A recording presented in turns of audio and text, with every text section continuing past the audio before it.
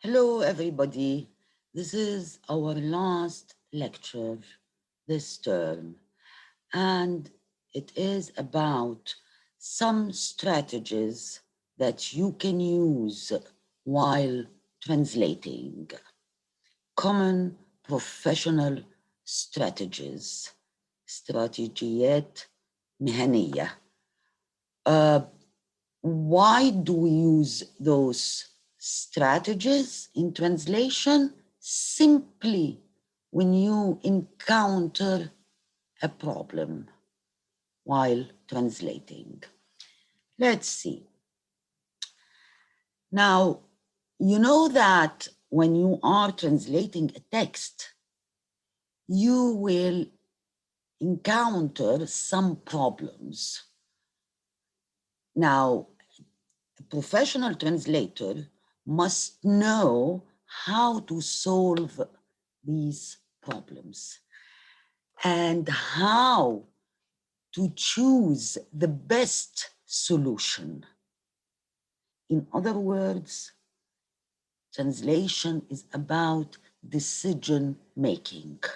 You have to make a decision. What do you do about this problem, this word that you cannot translate, or you don't know the best equivalent for it? So translation is a decision-making process, and you are the one who is taking those decisions. So you will face different problems related to lexes, المخزون اللغوي, grammatical structure, equivalence, cultural peculiarities, خصوصيات ثقافية. You will encounter different problems. So you must know how to do the following. Number one, you have to define the problem. تعريف المشكلة. Two, you need to think of a strategy, a translation strategy that solves this problem. To do this, you have to be very familiar with the common professional strategies that are usually employed by professional translators. Now, these strategies are a lot, they are many, but what we need to do here is to focus on the major strategies that you need to know. These strategies will help you solve any problem during the process of translation. First strategy is to paraphrase. Simply, you paraphrase. Paraphrase, شرح. Now, paraphrase is very reliable and helpful when it comes to solving a problem. So suppose you have a word that does not have an equivalent. ليس لها المقابل. So you go around words that do not have close equivalents, of course, in the target language, and you provide a paraphrase. And paraphrase shows you that you can solve any problem. Paraphrase also helps to bridge the gap between the source text and the target reader. So you don't want to keep this gap, الفجوة. You must bridge the gap. One of the means or strategies of solving any problem is to paraphrase. Now let's take an example which will make things clearer for you. The word المسحراتي. How could you translate this word in English? There is no equivalent for this word at all. So you paraphrase it as the person whose job is to wake people up to have the pre-dawn meal in Ramadan.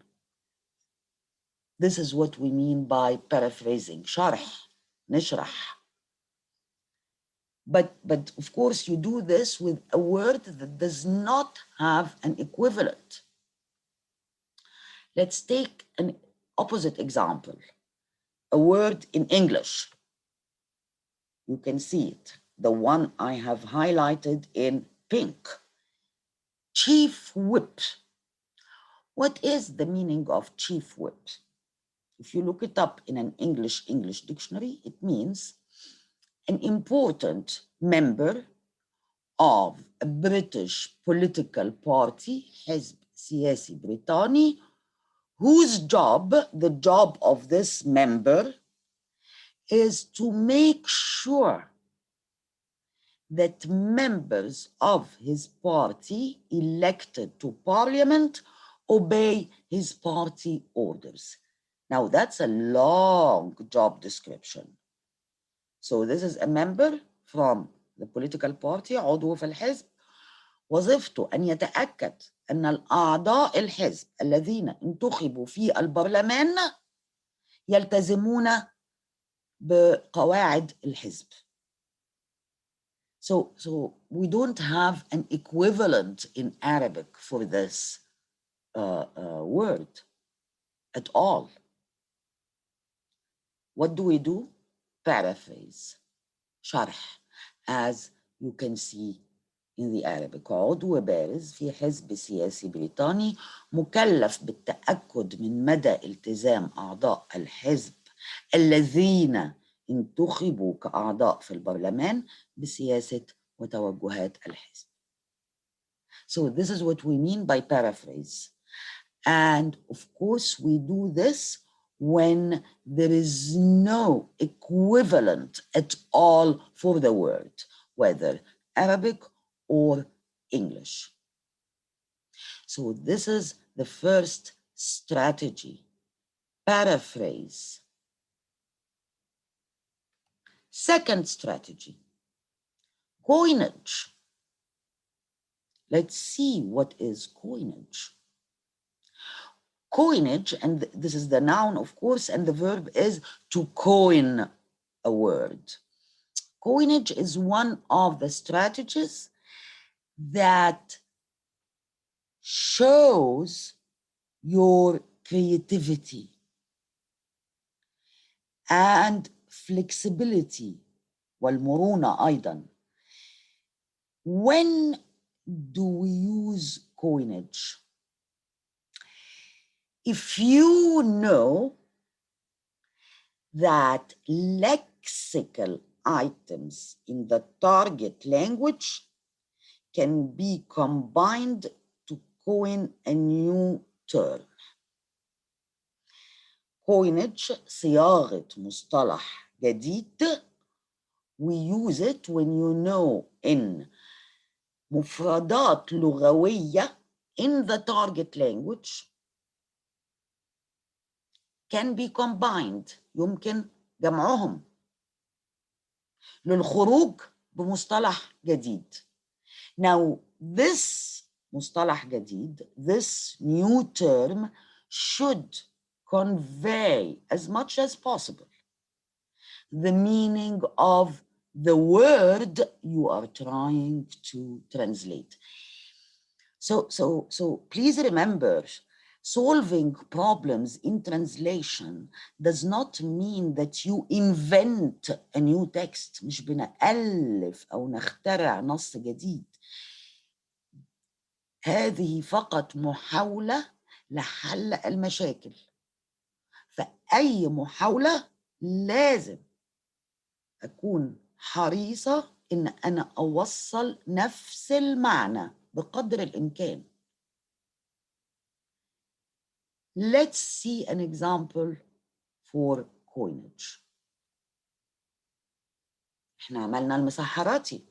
طيب السحور. There is no equivalent. There is no equivalent in English. In the case of المسحراتي, we had to paraphrase. Now, what about suhoor? How about saying this? Ramadan, pre-dawn meal. We know that dawn means al-fajr, okay, and pre is a prefix. It is a prefix that we learned in the last lecture, how to use the dictionary. قبل الفجر. So we combined pre and dawn to convey the meaning. This is coinage. Another example, المواريث. المواريث is not الميراث. الميراث is inheritance. تقسيم المواريث وقواعد المواريث exist only in Arabic. So how do we do that? Now we know الميراث is inheritance. So we can just put a hyphen, inheritance division rules. Inheritance division rules. In this way, we coined two words to convey the meaning of al-mawarith. This is the meaning of coinage, combining lexical items to convey the new meaning. And of course, combining lexical items is not haphazard, ليس عشوائي.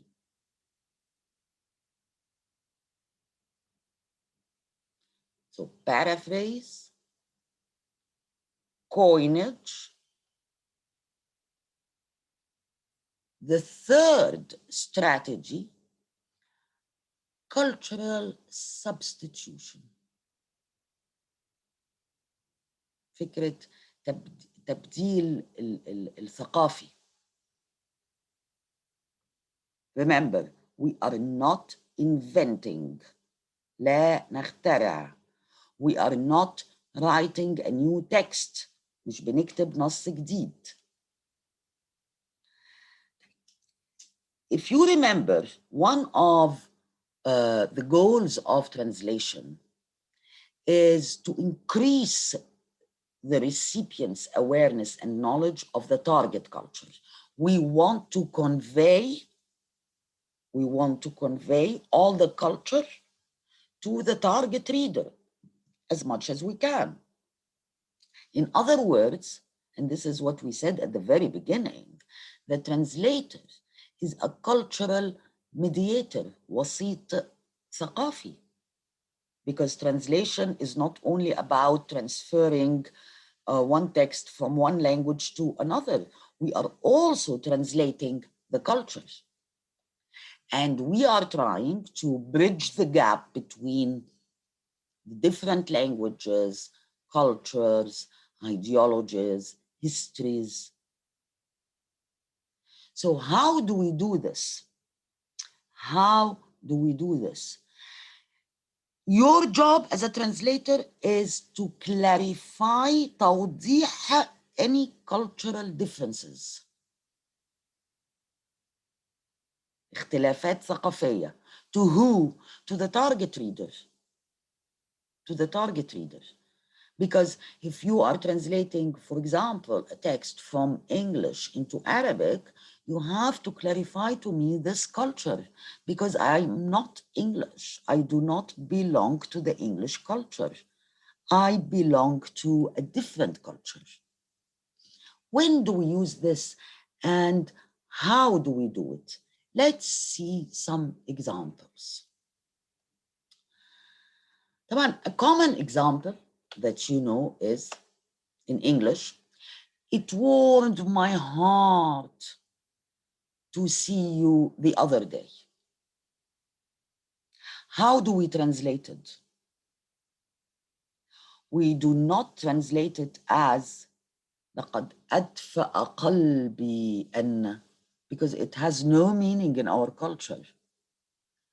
What we say is exactly the opposite. أثلج صدري.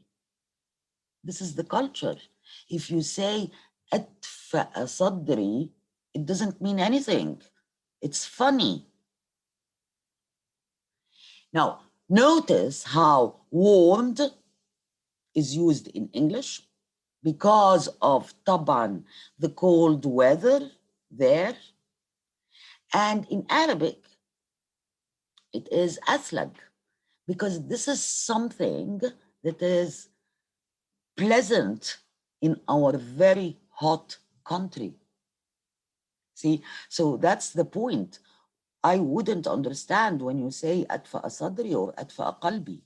But when you say أثلج صدري, this I understand. So it gives the same meaning, but what we did here is cultural substitution. Another example, we say in Arabic, ليلى جميلة, دي زي القمر. Now, if you translate that into English, you say Layla is beautiful like a rose, مش القمر. Because the moon in English is related to moodiness, تقلبات المزاج. So you say in English, she is moody like the moon. And that's not positive. So when you want to convey the beauty of a girl, you say she's beautiful like a rose. In Arabic, we say زي القمر. Okay, so if you come across Layla is beautiful like a rose, you do not translate it as Layla جميلة كالوردة. That's not common in our culture. We say جميلة كالقمر. What is normal in one culture is strange and weird in another culture. This is the meaning of cultural substitution. And that's why you have to know and understand your text first.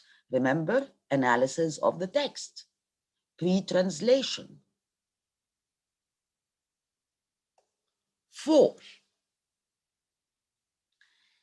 transliteration.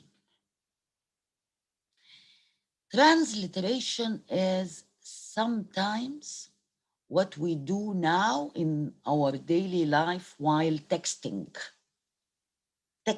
on writing on WhatsApp or SMS or Messenger.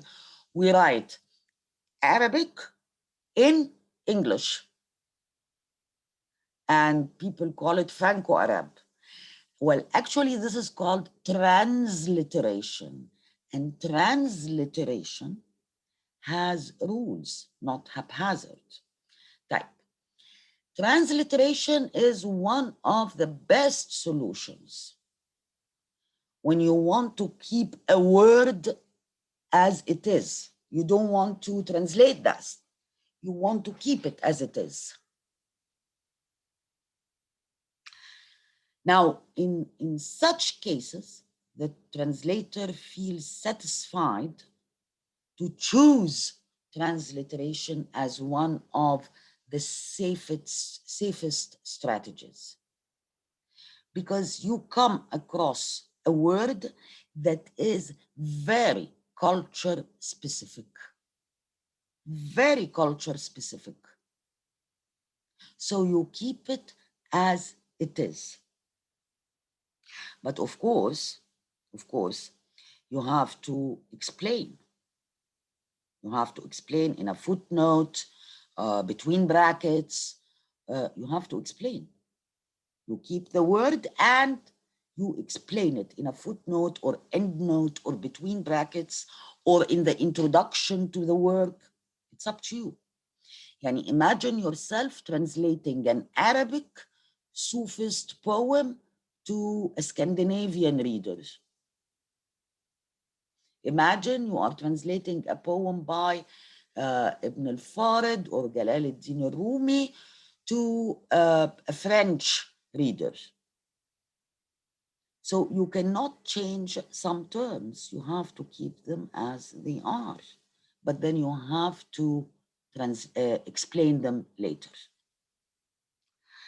Of course, transliteration can be sometimes confusing to the target reader. And that's why we have to explain. It's not enough to transliterate. You have to explain. Now, with some words, they have been transliterated in English language, and with time, they have become familiar to the target reader. Like the word jihad, hijab, hajj, halal. So these words are written like that, and they don't need any more explanations because they have been there for a long time and they have become part of the language. So this is the meaning of transliteration, okay? For example, sometimes you want to keep the word sheikh, but then you have to explain what it is. Or you have to keep the word souq, because actually souq is not the market. When you translate it as market, it is the modern Western market. But when we say souq, it's the Arabian souq. This is when we use transliteration, and this needs a courageous decision. قرار شجاع. And you have to be prepared to defend your decision. الدفاع عن هذا القرار. So you do not use transliteration haphazardly. No. يعني مش كل ما ألاقي كلمة أنا مش عارفاها أعمل لها transliteration. Of course not. We're speaking here about professional translators. Strategy number 5. Translation by omission. Oh my God.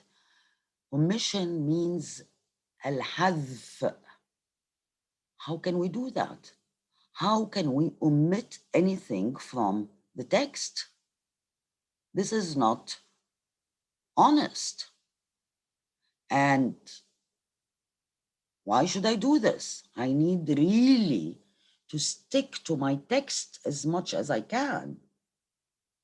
Well, you know that the aim of the translation is to communicate the content of the source text to the target reader as possible as I can. So sometimes we come across a problematic term, idiom, proverb. If this idiom or proverb or word, if one of these is translated, it will confuse the target reader. And it's not going to communicate the text. On the contrary, بالعكس, it will confuse the reader. And consequently, it will lessen, تقلل, the desired degree of communicativeness. The text is not going to be communicative or informative. You want to be clear. You want to convey the meaning and the content. You want to communicate that to the target reader. You do not want to confuse the target reader. You remember that example when we were trying to translate a dialogue in colloquial Arabic, ناوي تبيع بكام, okay, and the end of that dialogue was من غير فلوس. And this is confusing for the target reader, without money. because this is something very cultural. So this strategy could be used to solve that problem. Let's see an example. لا تدخر مصر جهداً في مساعدة إخواننا في السودان. Now, of course, we understand this. We understand the meaning of إخواننا في السودان. Now, try to translate that into English. Now, this is problematic. This is a problem. Because if you translate it as our brothers or our brethren, this is confusing to the target reader. The target reader will take it literally, حرفياً, that we have biological brothers in Sudan, because the target reader belongs to a different culture and cannot understand these intimate relations between the two countries. So what is the solution? A very clever translator like you will choose to omit, يحذف إخواننا. Simply, you do not need it. And here is the sentence: Egypt spares no effort to help the Sudanese people. Now, you conveyed the content, and this is a communicative translation. If you add our brothers, you are simply confusing the target reader. And you know, our Arabic language is full of such intimate words.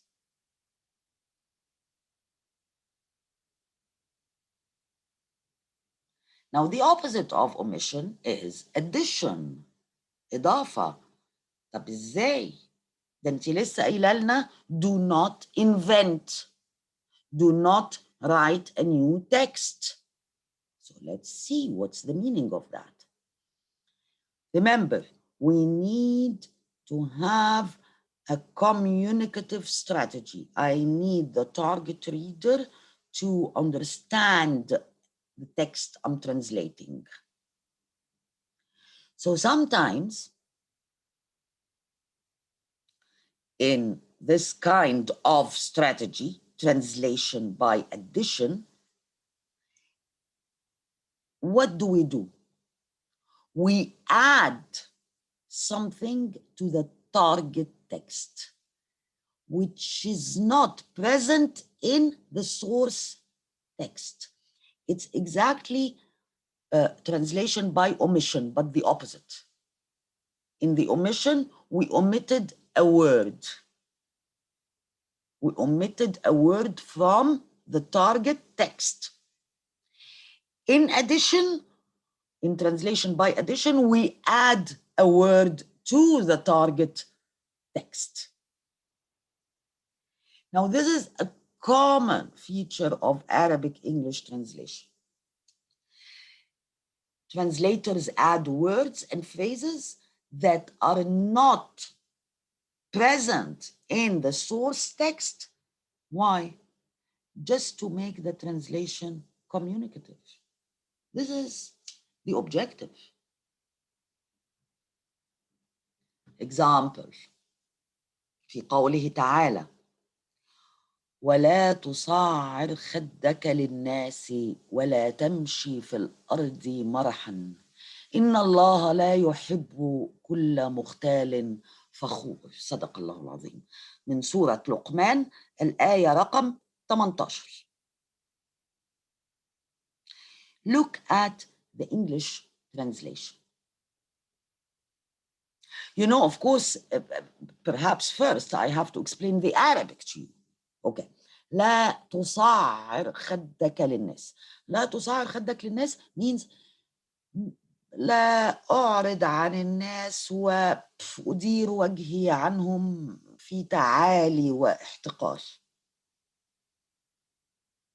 One of the finest advices in Quran. So how to translate تسعر؟ تسعر تتضمن لوي الوجه والإعراض مع التحقير والتعالي. How to translate this in English? Turn not thy cheek away from men.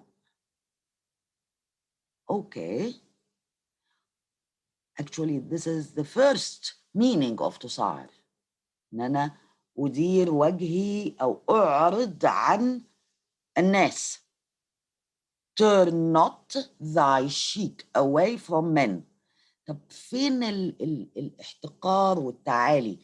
In scorn. Turn not thy cheek away from men in scorn. تم إضافة in scorn لتوضيح معنى تسعر، لتوضيح معنى كمان النهي عن ذلك الفعل. This is the meaning of addition. فلما بيحصل addition, you are not inventing a new text.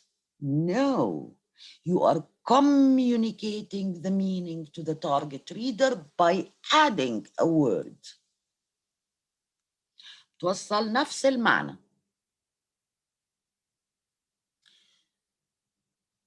So, we have translation by addition and the opposite, translation by omission. What is the aim of this? To render the translation more communicative.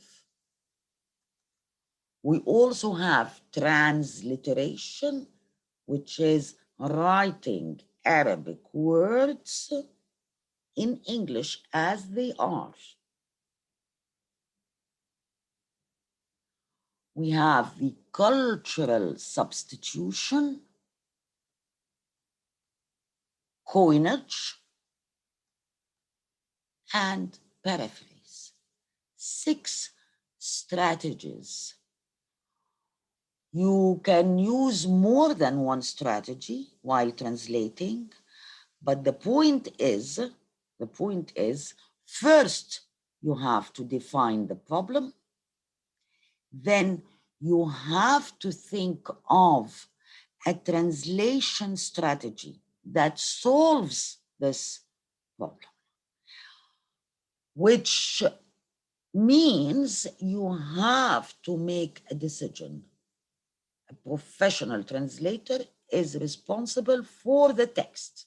You have to make a decision, and this decision must be very convincing. Must be very convincing and very clear. And this decision should also be the only solution. And that was our last class this term, Common Professional Strategies. Remember, please, that you cannot choose your strategies without having analyzed the text. That's why analysis of the text is very important.